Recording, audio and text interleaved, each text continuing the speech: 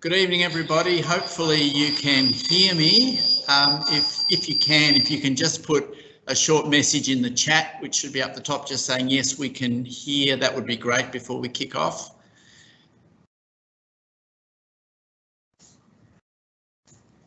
Have my technical advisor checking the chat.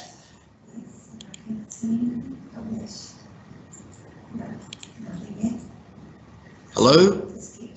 I'll keep talking. So if you can hear me, or even if you can't, but you can see my lips moving, can you please just send us a message to let us know that everything is up and running? Oh, yeah, it's good. We've got 8 thumbs up, 10 thumbs up. So okay. Yeah, the send live button's now live again. Do I hit that again?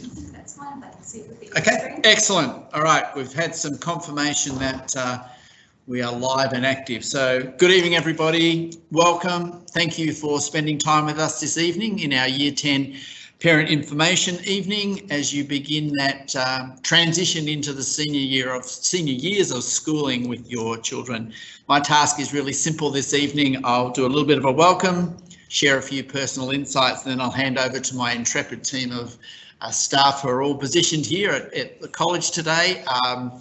Mrs. Melinda Miles, our Director of Senior Secondary, Mr. Shane Bowden, our Director of Data and Strategy, Mrs. Penny Cummins, our Careers Pathway Counsellor, and our super IT expert for the evening, Mrs. Jenny Middleton, who is also our Assistant Principal of Teaching and Learning, very multi-talented lady. So thank you again for making your time to be with us. You'll be aware that the new Queensland education system is now in its 3rd year, and the good news is that everybody is becoming much more comfortable with the expectations. The uncertainty brought on by a big change has certainly subsided, and we're now moving into that comfortable phase of knowing and understanding the routine. As an educator, speaking personally, I've been pleased with the reduction in the amount of assessment that senior students now have to undertake, and the way that assessment program has been implemented. And I know that Mr. Bowden is probably going to speak in more detail about things to do with senior assessment, etc. later on. The other good news is I think that our students are becoming more and more comfortable with it as well, and certainly there was a lowering in the level of anxiety amongst students as the year proceeded. Just for your information, our students do continue to perform exceptionally well under the new ATAR system. The benchmark that's often reported is an ATAR of 90 plus, and in the last 2 years we've had about 44% each year fall into that category, which is almost equivalent to our OP 1 to 5 scale. So in terms of an ATAR of 90 plus, it's just a slightly bit broader than an OP 1 to 5, but our students have certainly continued to perform exceptionally well. This is as a result, obviously, of our 2 greatest assets, and our 2 greatest assets are our students and our staff, and the way they work together to achieve the best possible outcomes. This genuine commitment from staff to support your students and assist them to be the best they can be is fundamental to what we do here at CHAC, and will become even more evident as they move into the senior years. As you will hear a lot this evening, there is a lot of support in place for both you and for your child. So if issues and matters do arise, please do begin by contacting classroom teachers, heads of house, heads of faculty, Mrs. Miles, and the other range of appropriate staff. Through all this, it's really about providing an environment where our students can be the best version of themselves. We know that you will put a lot of emotional energy into your children, and we will put a lot of emotional energy into them as well. And through that partnership and through that sense of trust that we will build, the trust that we will grow, I believe that we will be able to have a really successful couple of years. As a parent, and I've had 3 students complete senior schooling now, so I'm feeling really quite old, I would encourage you to make connections with other CHAC families. I know the PNF are working at providing lots more opportunities for families to come together. And speaking personally, getting to know my children's friends' parents was really vital to navigating the challenges of senior schooling and the senior years. So please do watch out for further information about those PNF activities, and do take the opportunity to get in contact with your friends, with your children's friends' parents, which is a mouthful at any time. The CHAC Foundation is a separate arm of the college. It's led by an energetic mix of current and past parents, and they are really here to support the creating of opportunities and the building of an exceptional future for our CHAC students. They don't just fundraise, but they connect the college in a number of ways outside the inner sanctum. In 2022, their main project is going to be around the Sports Centre, and we certainly look forward to talking a little bit more about that in the coming months. But they also have a supporters wear group, and many of you will have seen that sportswear that was worn in the second half of last year. They have a foundation wine club, and they run an annual day of giving. They're also working currently at developing a business directory app for the college community, and we're investigating at the moment the idea of a CHAC job site where local employees will be able to advertise jobs that CHAC students can then look at applying for. So we're looking forward to sharing more details about that as it evolves. More information can be found in the community section of the college website. That's probably enough for me for one night, so it does give me great pleasure to hand over to Mrs. Miles, who will lead us through the rest of this evening. So thank you, Melinda. And now I have to stand up and move seats.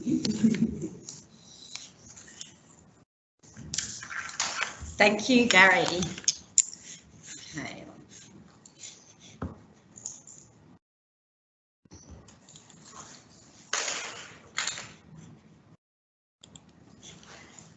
Okay, and just need to change slides. There we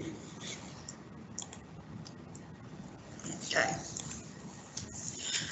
Okay, good evening everybody. Thank you very much for joining us tonight. I'm looking forward to working with both you and your children this year. With your child beginning senior secondary, you will notice a number of changes. For the students, possibly the most exciting change is the swap to the senior secondary uniform, and we are looking forward to seeing our Year 10s return to campus next week, bursting with pride as they wear their blazers and their senior secondary uniform for the first time. They are officially one of the big kids. With this comes a number of responsibilities though, including that of being a good role model, ensuring that they always present themselves well, wearing their uniform correctly, with the correct haircut, jewellery requirements, socks, school shoes, have their mobile phones away during their locker, in their locker during the school day, etc. With our most unusual start to the school year this year, your assistance in helping your child adhere to our uniform requirements is greatly appreciated. In Year 10, students also have the opportunity to apply for the leadership position of House Deputy. This position works closely with their head of house, house captains and other house deputies to plan and run house events, and provides a great taster and experience for leadership positions that they may be considering in the future.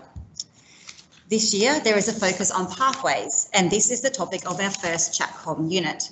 Here, students will begin to think about their senior subjects and options for the future. Penny Cummins, our Learning Pathways and Careers Counsellor, will go further into this later in tonight's presentation. And of course, they transition from working with Shelley McMahon, the Director of Senior Secondary, to working with me.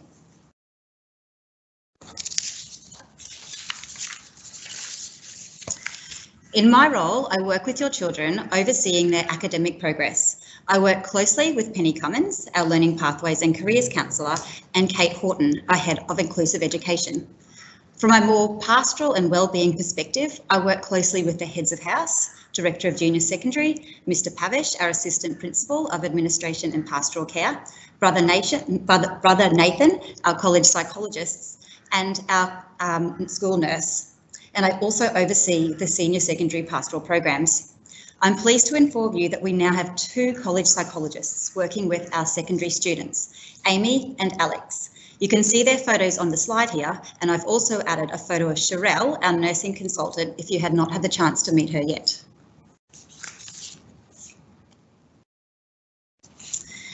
As students progress through school, homework requirements increase.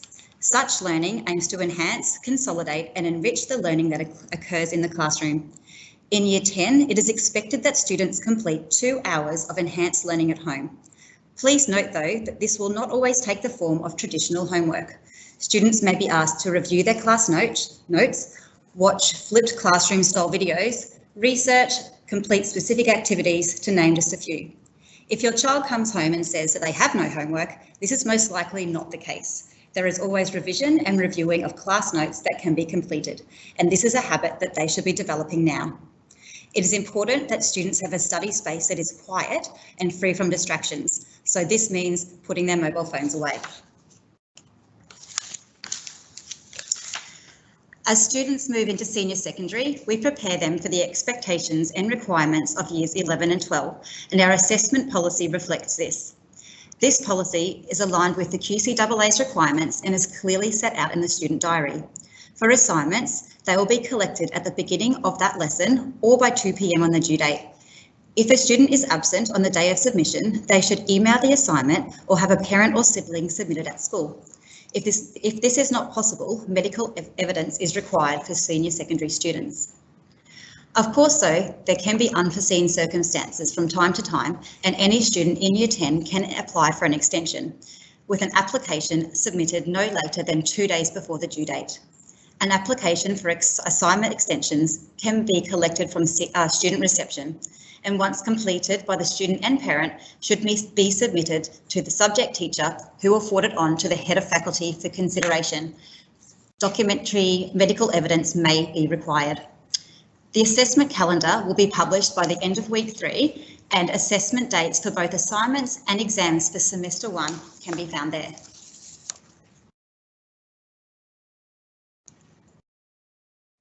In terms of exams, students are expected to be at school for set examinations. If your child is unwell and will be absent from school for an exam, please contact the college before 8:30 and produce a medical certificate on their return. On their return to school, students will be required to sit missed exams at a mutually agreed time. There may be times that students know in advance they will be absent for an exam, perhaps for a funeral or a school-approved absence, which may be something like a regional or sport representation. In this case, please contact me as soon as possible prior to the absence to make arrangements.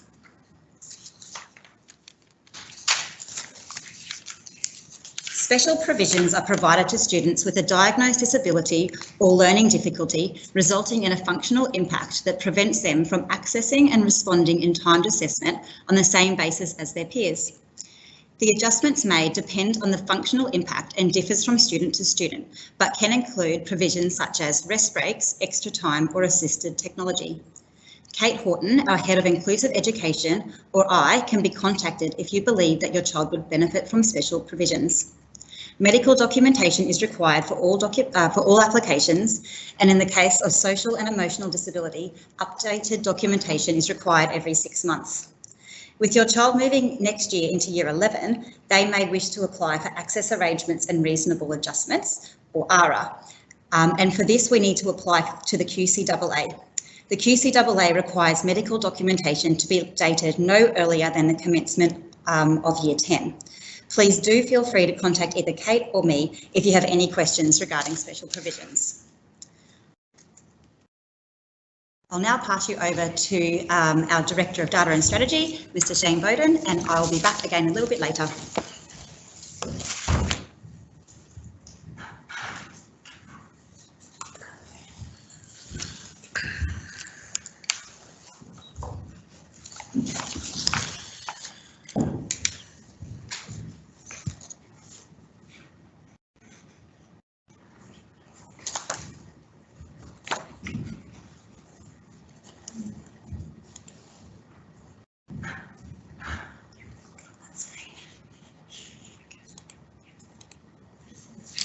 Okay, good evening.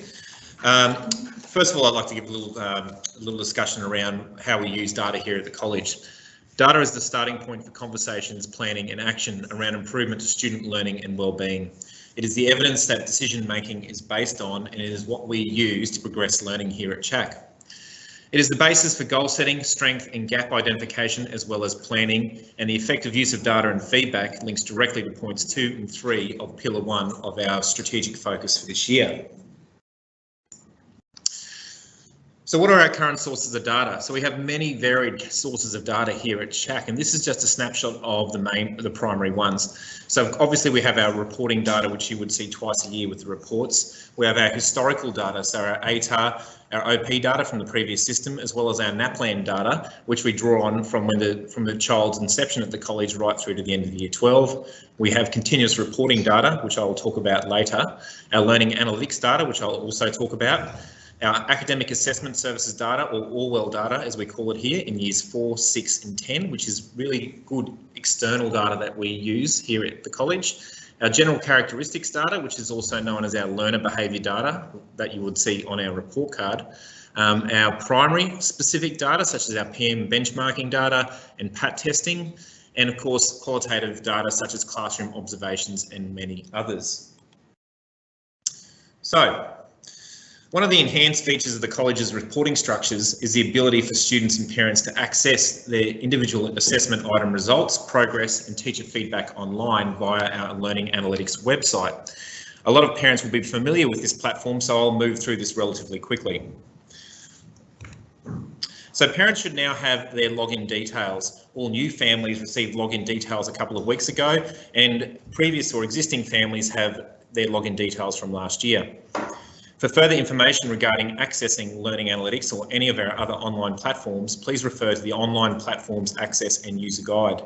The Online Platforms and Access and User Guide is located on the CHAC website under CHAC Families, Links and Resources, General Links. Once inside the Learning Analytics suite, parents can access the Parent Gateway on the left-hand menu ribbon. To view an holistic snapshot of student progress over time, including their progressive grade point average or GPA, engagement history and semester results, please click on the academic progress on the left-hand menu. For families with multiple children in the college, select the appropriate student and then select the appropriate semester you wish to view. This is an example from our Learning Analytics suite of students' progressive GPA showing rises and falls in academic performance over time.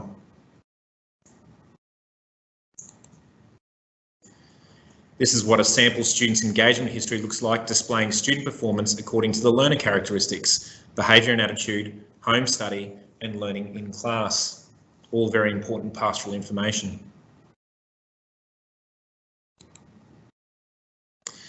The box plot graph here is an example of student performance across subjects and overall in comparison to the student's cohort. Again, this gives good data relative to the rest of students' peers and helps teachers plan their lessons as well as plan their units of work. To view individual academic results, please select the continuous report option on the left-hand menu and parents will be able to view progressive results for each assessment instrument for each subject. This is what we refer to as continuous reporting. Each result will be added to the list once marking has been completed. To view a summary of teacher feedback to support each result, please select the continuous report option on the left-hand menu. Select the correct child's name from the drop-down menu, choose the assessment reflection option along the top menu ribbon, and then from the drop-down menu, choose the semester and subject you wish to view.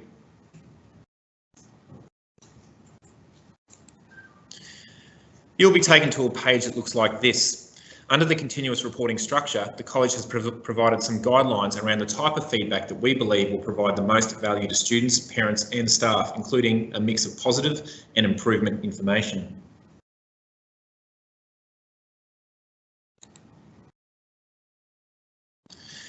Another point to note is that we are shifting the assessment point of truth to point in time feedback using this specific function of Learning Analytics. There is also scope for students to record their own personal reflections about the assessment task and their results. Class time is devoted to students recording this feedback in their Learning Analytics platform. Assessment task feedback will be able to be accessed by students for the duration of their time at CHAC, allowing them to go back to teacher advice for similar tasks.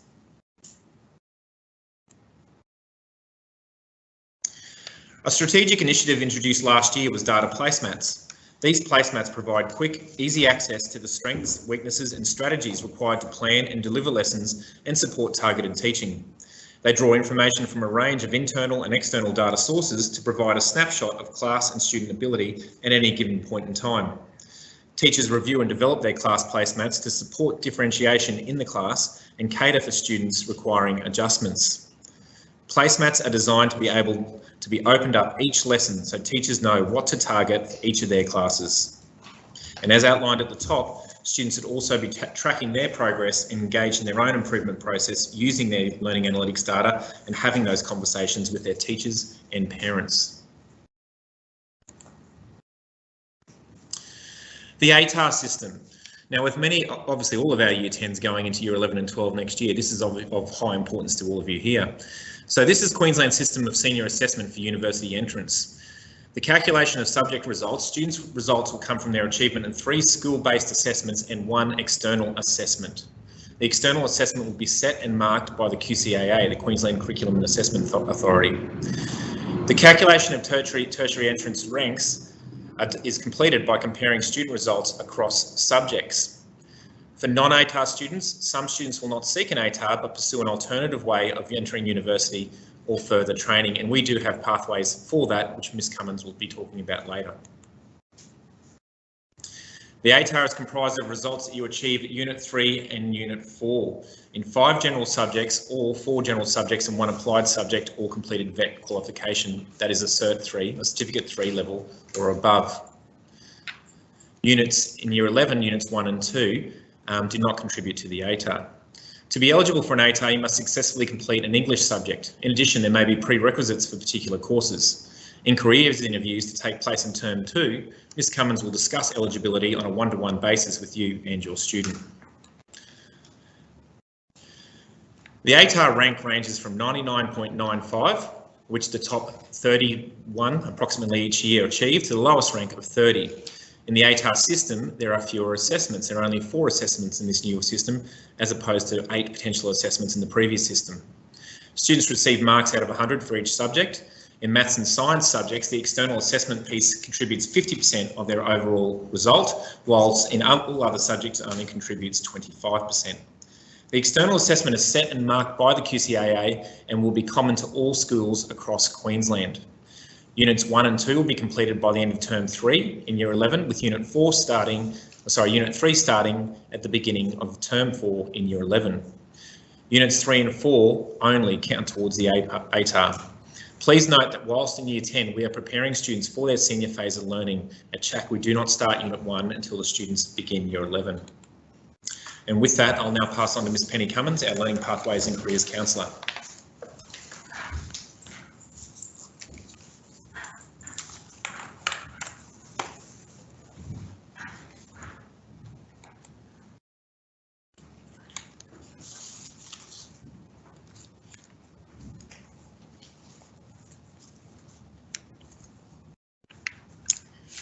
Good evening, everyone. As Learning Pathways and Careers Counsellor, I'm probably a new face as I start to get to know students for the first time in Year 10 with the commencement of our Careers unit in CHAC-COM. And that particular unit commences on students' second week back at school this term. My role in terms of Year 10 is to provide advice on subject selection, and that is a process that starts to take place towards the end of Term 2 and into Term 3, and of course to provide advice on prerequisites for anything that students might want to study beyond school. I also work with students to identify alternative pathways, whether that's in Years 11 and 12 or beyond school. For example, in Year 11, we have a number of students that are undertaking courses at TAFE this year, whereby they go out to TAFE 1 day a week to work towards the achievement of a workplace qualification. So that's certainly something that we can talk about when we meet in Term 2 to discuss students' work in CHAC-COM.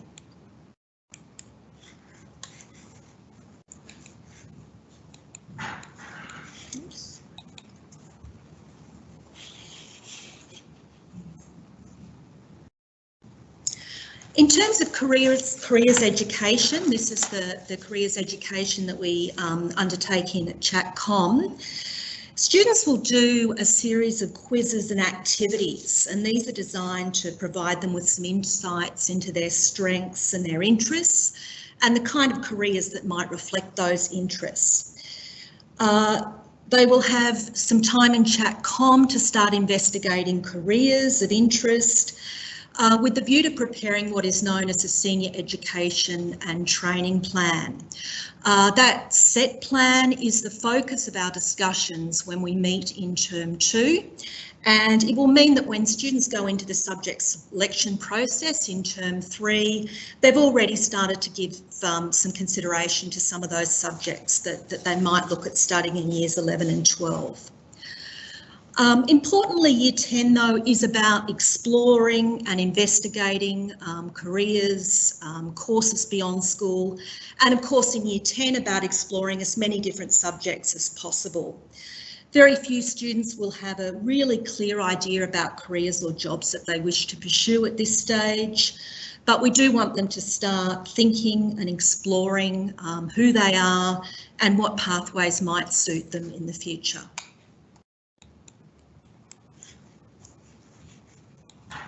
Sorry.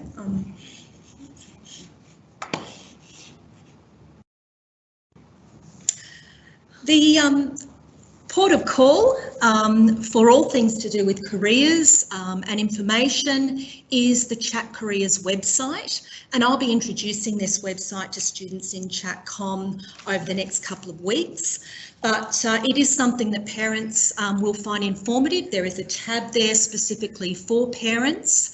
And a message board where I upload all sorts of information on events and activities that students should be aware of. So do take some time to log in to Chat Careers at some time.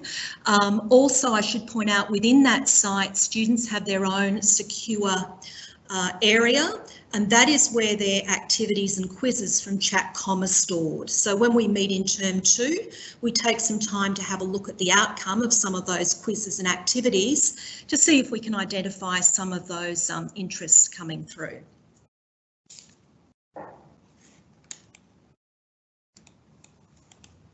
I'm doing wrong here. Oh, beg your pardon. The big decisions in Year 10 for students and parents are obviously whether a student is more suited to an ATAR or a non-ATAR pathway, and that's certainly something that we'll discuss in our meetings in Term 2, to investigate vocational pathways, to be aware of any prerequisites that might apply to something that a student might want to study beyond school. And of course, at the end of the day, the advice will always remain for years 11 and 12 that students should be choosing subjects that they enjoy and that they're good at. The only proviso to that is that obviously there will be some courses that will have a prerequisite that students have to study at school. In terms of subjects for semester 2, we also have the option when we meet in Term 2, just to make sure that students' program for second semester includes those subjects, those introductory subjects that they should be taking to study a subject in senior. So an example might be physics. If a student was to want to continue to study physics in year 11 and 12, we would expect in semester 2 that they have chosen Introduction to Physics. But again, that is something that we will investigate when we meet later on this semester.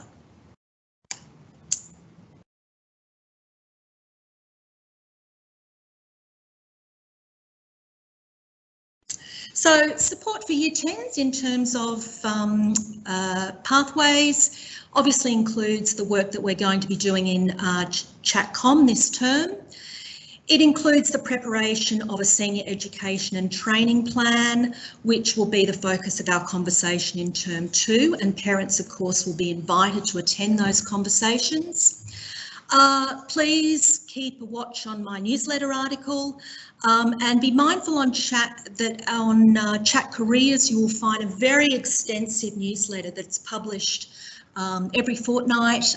It's a newsletter that Chat subscribes to. It's prepared here in Queensland, and there is a wealth of information on courses and careers, employability skills that we really try to introduce students to from Year 10.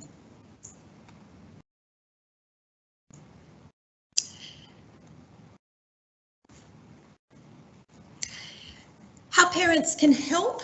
At this stage, I would really encourage you to start those conversations at home around students' interests and perhaps the careers that they are interested in.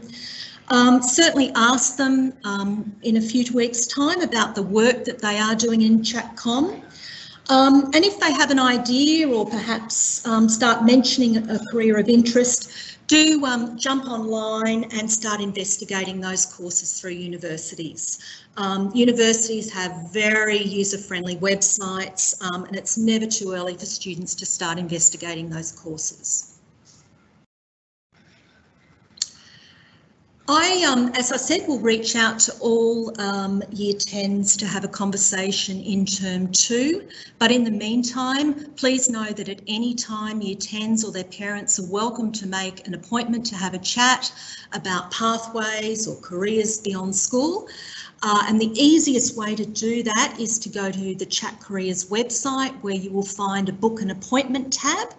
And a range of sort of options will pop up in terms of times when I'm available. My office is located in the Research Centre, and of course you're welcome to call me at any time, and do encourage students to drop into my office with any queries. I'm now going to hand back to Ms Miles.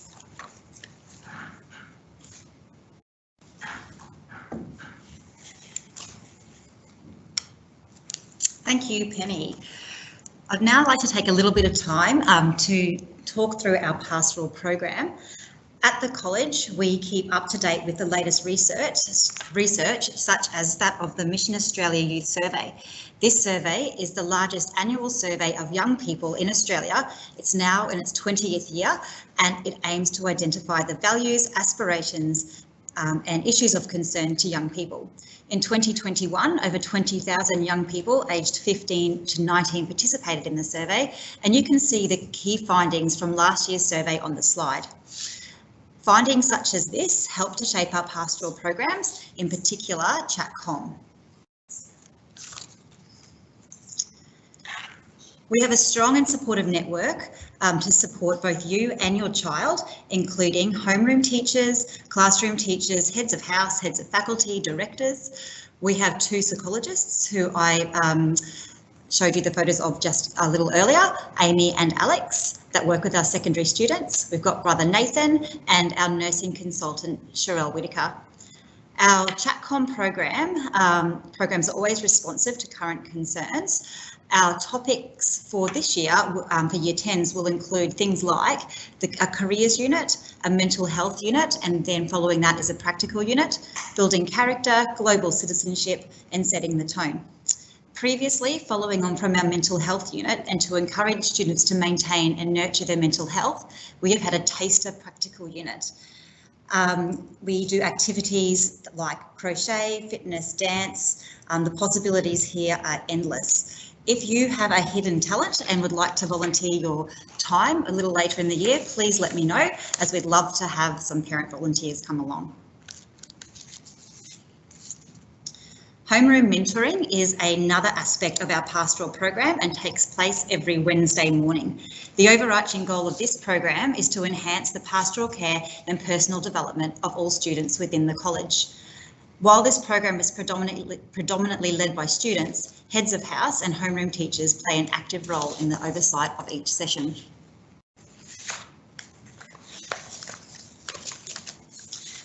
A focus of our pastoral program continues to be cyber safety.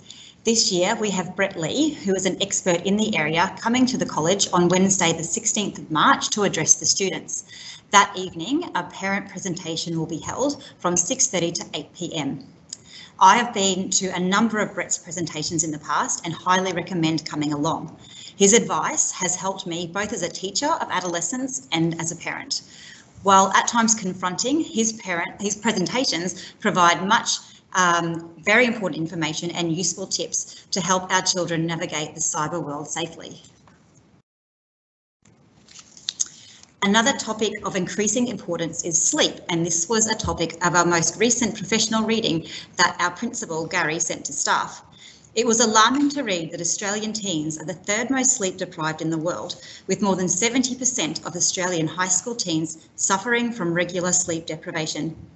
With the effects of sleep deprivation including problems at school and problems with impulse control that can lead to risk-taking behaviours, so the sleep crisis is of great concern and one that can be very tricky to navigate, especially as teens experience a shift in their sleep-wake cycle. On this slide, you can see some tips that can be helpful for creating a sleep routine, and I encourage you to open discussions with your child and work with them to help create a good sleep routine.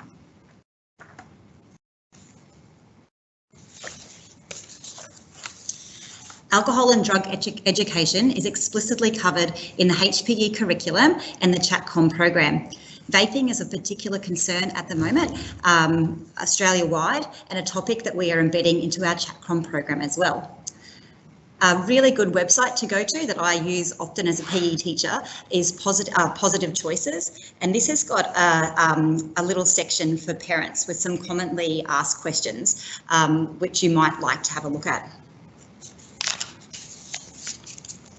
We continue to help develop resilience in our students, and this is an area that we partner with you when students experience disappointments and setbacks. As a parent myself, I know only too well the sinking feeling when something does not go your child's way, as I risk the urge to fix it up for them. Developing resilience, though, is essential, providing the skills to problem solve and cope when life throws its challenges.